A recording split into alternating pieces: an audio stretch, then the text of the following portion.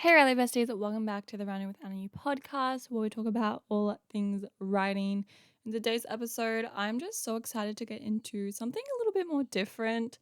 I'm going to be talking about some confessions, basically confessions of a writer. And this is kind of a funny little Instagram post that I kind of did on my Instagram, and a lot of people loved it, loved hearing just like kind of, you know, things about writers that we don't really talk about, but we need to admit, I think, sometimes. So if you relate to any of these, that's great. I'm so glad. It's just a fun time to have a bit of a laugh and have some fun, and just talk about our insecurities and things like that. So if you're into that, go ahead, maybe grab a little beverage for yourself and let's sit down and talk about some of my writer confessions. Let's go ahead and get on to the episode. I do want to say quickly before, if you can, definitely follow me on Spotify. This podcast is on Spotify. If you're already listening on Spotify, thank you. Please follow me, rate me 5 stars. That would mean the world, because I know a lot of you watch on my YouTube, which is completely fine, but I'd appreciate the extra support. So thank you so much. Okay, let's get into it. So the first confession is a bit of a bizarre one, but it's basically like I'm a pantser. I'm a pantser at heart, and this is hard to admit because I kind of plot my books. I'm kind of a plantster, and I give a lot of crap to pantsers, but also to plotters, to be honest. I think pantsers are the most worst people around, and that's obviously me. I think I don't like pantsers because it's just writing from the seat of your pants, and it's a sort of intuitive, sort of free nature. And in a couple of videos, I've started to like call myself a hippie writer or a hippie poet because I'm just so free. I'm just like, yeah, I don't need to edit. Let's just write and see how it goes. But that never freaking works. Like, I don't know if you guys know about Project BB. I had to rewrite the whole book. I've yet to actually rewrite it because I got up to 75,000 words. Literally the first chapter. I actually had the audiobooks on my channel, which is crazy. You guys can listen to that. The first few chapters of that fantasy book. But I literally started from that first chapter. I didn't plan at all. I didn't even think about the ending. I was just working through the story and it just didn't work and I just felt so lost and it was so frustrating. So I hate that that's how I approach a lot of my books. So I've kind of found a medium with that through writing zero drafts and plantstering my way through them, but I think at heart I truly am a pantser. It's just something that comes naturally to me. I hate plotting. I think I just hate hard work and I hate, having to go through all of this to get to the story. I just want to write the story and see where my ideas take me, which sometimes isn't obviously smart, as we were discussing. Okay, let's see. The second little confession is I can never work on one project at a time. And I think this is something that a lot of writers can relate to. Like truly, we we love multitasking. I think we're always daydreaming, we're always thinking about another book, we're finishing a book while literally brainstorming a new one, and that's just how it rolls. That's just the reality. So I literally always have to work on at least 2 books, or else I just get bored or frustrated or confused or yeah, just bored, to be honest. It's like so toxic. But it's a difficult thing to come to terms with, especially when you want to get a book done because of course if you don't, work on one project at a time and you just work on 1, 2, 3, maybe 4, when are you going to finish that? When are you possibly going to finish those books? And I've done a couple posts on my Instagram. Go follow me too. It's _Anna I post a lot on my Instagram, but I did a post about all the projects that I have, like that I'm writing, quote unquote, writing at the moment, which are either shelved, paused, I'm still brainstorming, or I'm in the plotting, or I've finished and editing. There is never a book that I've completely finished. You know what I mean? Apart from like Ghost Side and a couple other projects. But apart from that, all of them are in the first draft, second draft, zero drafts mostly, or just ideas in my head. And I call them full on projects. And I spend hours brainstorming, working on them. But I see such minute progress in them. So a lot of people ask me, Anna, how do you work on multiple projects at a time? And then some people ask me, Anna, how do you focus on just one project at a time? And I'm like, I don't know. I really don't know. It's just the way of the writer. And I think it's kind of like I approach it kind of to how I write poetry. Oh, no, I don't, actually. That's completely a lie. I finish my poetry. I finish my poems. I never go back and change them.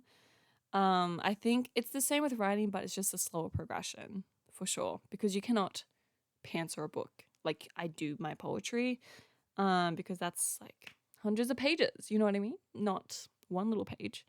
But anyways, yeah, I can never work on one project at a time. I need to multitask because I have trust issues. Okay, third confession.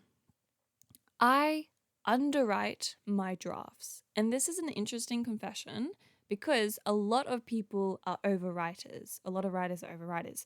And I never understood. I always thought I would be an overwriter. I've not written a project over 100K. That's insane. That's actually insane. Like my first draft of Project Ghost, that first draft that I finished was at 34,000. I wanted it to be a novel. It was a little novella, a little novelette, even at that. And now as I'm editing my debut novel, which I'm hopefully going to publish, yeah, it's increased in volume to, I think it's at 45K right now. So I really underwrite my zero drafts, especially in my first drafts and my second drafts, which is bizarre. And I think this is quite interesting because, at least personally, I, as a law student, I don't know if you're a law student or you know anything about law, but the assignments they give you and even exams, so much words. I overwrite like at least 1,000 words. Like maybe it's 2,500 words for an essay or a policy brief or something like that. And I will write 3,500 words and have to cut 1,000 words out because I'm so over. I always overwrite my assignments, but when it comes to like when I actually want to write, what the heck? Actually, what the heck? What is with me? I know a lot of you probably have the opposite problem. I've just always been an overwriter, but when it comes to what I actually want to write, for some reason I'm such an underwriter. And I think maybe that kind of just comes down to my expectations for the book, or expectations of how much you're supposed to write. Because when I think about it, is I think about like Project Ghost or my other books, and I think, no, it is a short book. It is supposed to be a short novel. I've told the story efficiently and effectively. I don't need to go on and on and on. And I think partly it is also because of the actual genre, or the sort of, I don't know what you call it, time genre of my book, where I only write for like a few months of a book. I never write like over years. I don't write series. I don't have this huge world building, at least yet, with my fantasy books. But in a lot of my literary fiction, for sure, I underwrite, because it's just small little moments in a character's life, and it doesn't need to be huge. But I am learning how to really anchor myself in description and really use words in their volume to kind of help foreshadow, for example, to help build a character, to help do backstory stuff. So it is a work in progress for me. Like, again, I do need to preface, like, with my whole channel in general and this whole podcast, I'm just an amateur writer and I am learning. So, yeah, but also learning about my confessions, which is great. Okay, confession number 4. I am terrible, and I freaking mean terrible. Yeah, really terrible at what am I saying?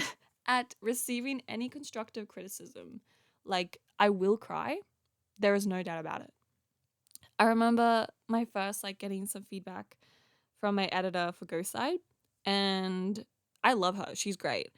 But the harshness of like just simply, your books are your babies, makes sense. So then when they tell you something, they're like, oh, this can be changed, or like, what do you mean by that? It kind of gives me anxiety because it's kind of the same vibe I get from like some of my law assignments, or like assignments even just in school. And like, those silly little markers or teachers, sorry, I don't mean silly teachers, but that they are silly because they give you such little feedback, or the feedback that they give you it's so passive aggressive for no reason. And I mean, I am a person just generally outside of writing who like apologizes like there's no tomorrow. I feel like everything's wrong.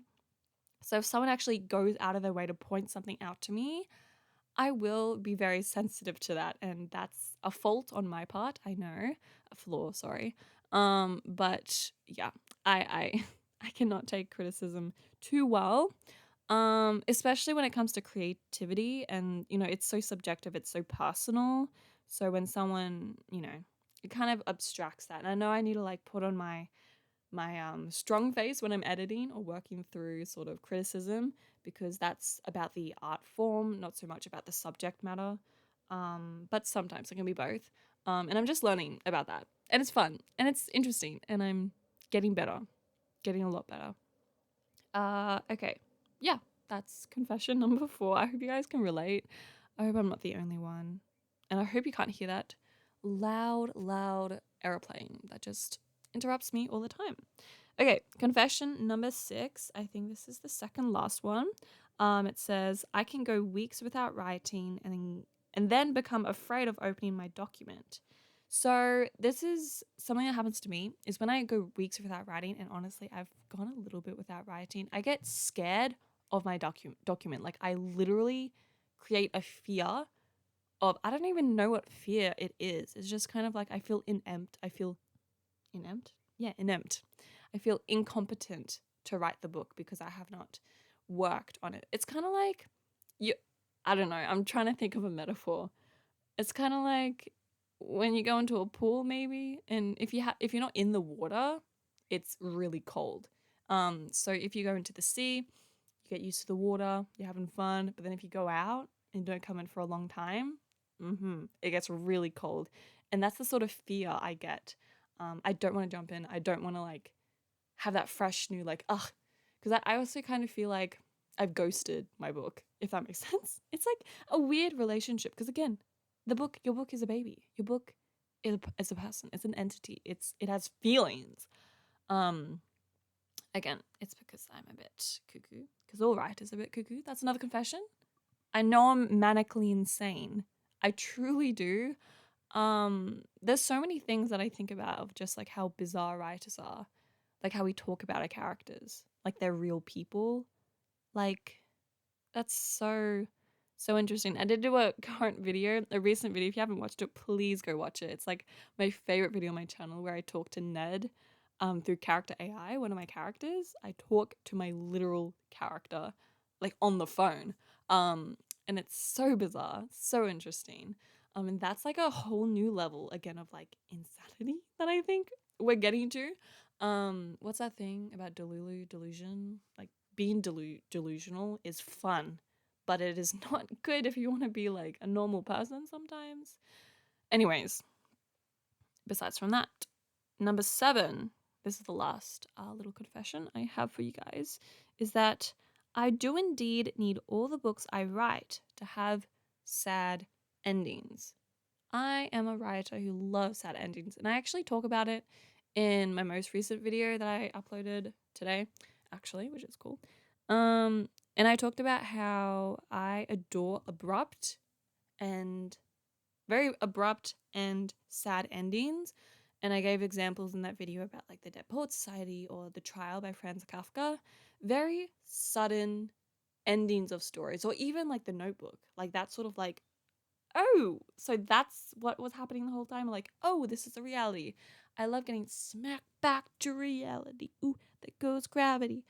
Um, yeah, spaghetti meatballs. Anyways, sorry. Um, Mom Spaghetti, that's right. Mom Spaghetti. I love Eminem. Didn't he come up with a new album? I have not listened to it before yet. Anyways, that is all of the little nut case type shenanigan I have for you guys today. I hope you guys enjoyed listening in to my yappy yapper. If you guys enjoy the podcast, again, rate it 5 stars and follow me on Spotify, and stay tuned for more content on my YouTube channel. We recently hit 100k again. Thank you again so much. I love you. I think we're close to 10k followers on Spotify, which is crazy. Sorry for any headphone users. I love you. I'm in a goofy mood. Writers are crazy. I'm crazy. And I love writing as like a part of my identity. I think it's so cool. And I'm so proud to be a writer and so proud that you're here. But anyways, I'll stop yapping and I hope you, comment down below some of your own confessions. Speak human language. I love you all so much and I hope to see you in my next writing episode. Bye bye.